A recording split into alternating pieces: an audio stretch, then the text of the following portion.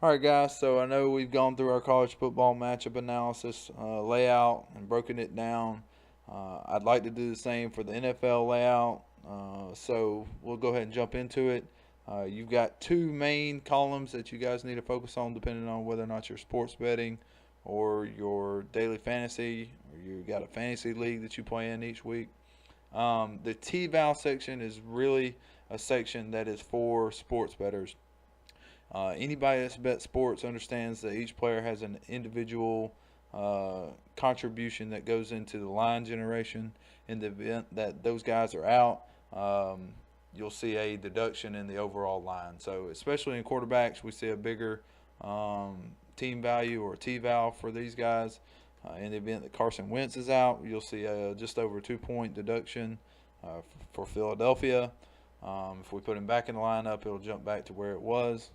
Um, this can become important for us, when we're trying to decide whether or not to bet because if they have several questionables and a couple of key guys out on the offensive side of the ball, um, that drastically changes the outlook for this game. So I'd pay really close attention to the T-Val and the status for these guys.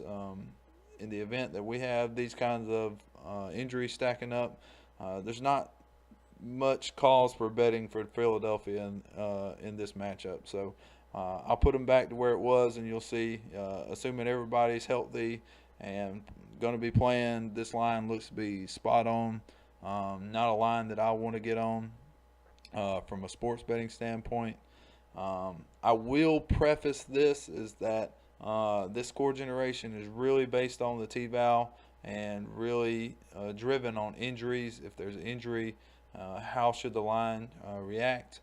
I personally do not bet straight bets. I've not had a ton of success. If you think about it, there are 16 games maximum on a given week for Vegas to compile numbers and set a good solid line. And I feel I can find so much more value in betting straight games in college, and so instead I've used the NFL tightness and effectiveness in generating a tight line against itself. I like doing 4 team teasers, your 11.5 point teasers, where we can get on an underdog and a 3 point underdog and getting over that 14 point little hump.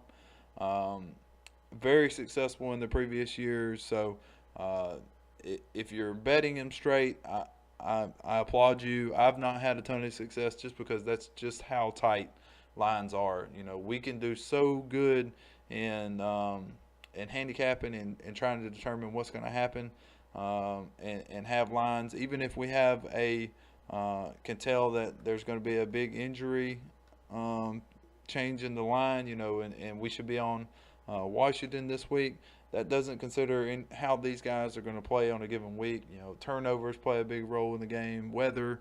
So a lot more value in throwing these guys in a teaser, getting over key numbers, in my opinion. But if you'd like to bet them straight, then go for it. There will be times where there's more value than this matchup leads us to have. So that's for sports betting.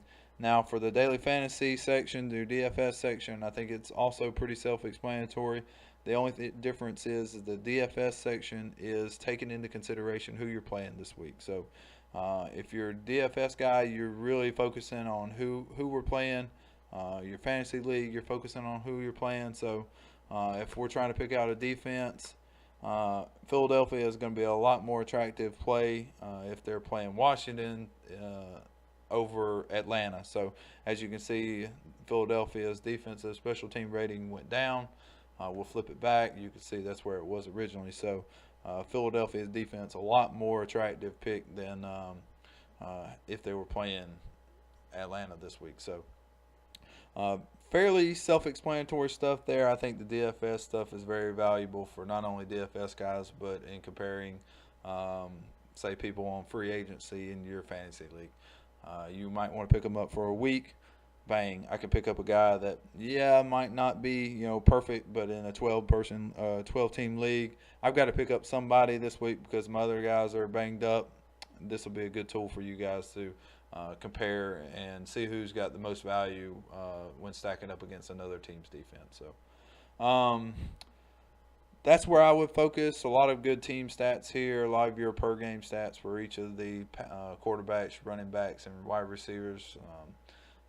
Really very accessible stats that you can find pretty much anywhere. It's just putting them in a view that you guys can see and actually access without having to scroll through a bunch of websites. So, pretty self-explanatory for those sections. If you have any questions, check out the website. I've gotten a little glossary section that really explains how I use some of those sections. So, check it out.